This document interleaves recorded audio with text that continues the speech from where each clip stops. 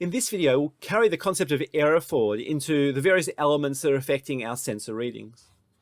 And we're calling these, in short, environmental effects. And things within the environment that we're measuring that are changing the sort of readings that we're getting and maybe introducing some error into our measurements. So let's assume that we have an input signal I that is the actual sensor data that we're trying to measure, the actual input into our measurement system that we're interested in. And of course, the output we're going to say is O, the final output of our measurement system.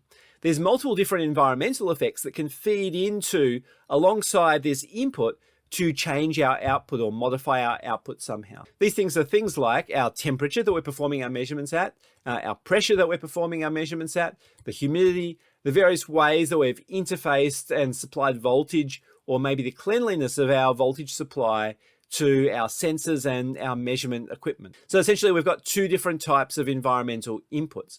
Ones that we say are modifying inputs, or IMs, or ones that we say are interfering inputs, IIs. So let's go through both of those and see how they change our characteristic linear characterization of a sensor. Firstly, our modifying inputs. Now, modifying inputs are when we're essentially trying to change the slope, or not we're trying to change, they are changing the slope of our input signal. And so they're changing the sensitivity, they're operating on that sensitivity variable that we have. So we see, for example, our K value there, that gradient. We've got our ideal value, and then we have a value that's influenced by our modifying input. And so you see with this graph above, we've got sensitivity, the actual sensitivity, which is ideal right through the middle there. And then we've got sensitivity where our slope's been increased and our slope's been decreased by our particular modifying variable. Our other possible input that can influence from the environment is our interfering input. Now, before we were talking about changing the slope or the sensitivity, that gradient of this linear equation. Here we're changing about the offset, so raising the whole thing up or dropping it down. Here we're changing what we call the bias. We have a bias that we add to it or a bias that we subtract from it. So once again, we have our ideal output value, and we have a modification of this value where we've added on an artificial offset from this. And this is something that we often calibrate for when we're working at a particular temperature or pressure or whatever it may be. So we can develop knowing these environmental interfering ones and knowing these environmental modifying ones, and also some nonlinear effects that we won't look at in much detail really. We can add these to our ideal linear equation and have a wider equation where we see, okay, this is ideal and this is the various additions that we've got from changing our gradient and changing our zero bias or our offset.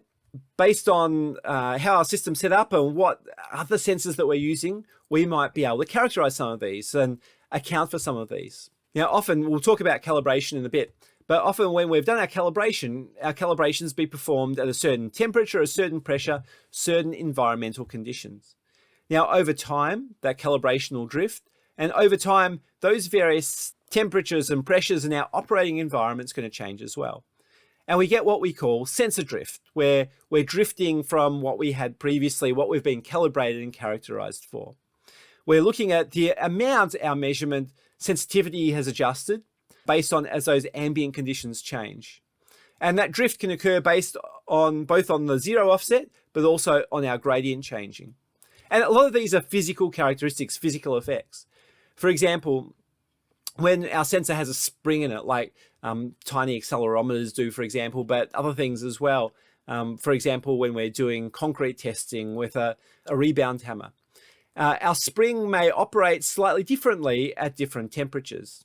Now, this is because the modulus of elasticity is temperature dependent. And so we know it's a temperature dependent variable. Likewise, our sensor may behave very differently in a vacuum, for example, compared to at a standard room pressure that we're dealing with.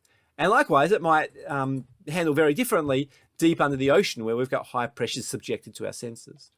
And so here's examples of each of those drift where we add zero drift, a bias to our sensor.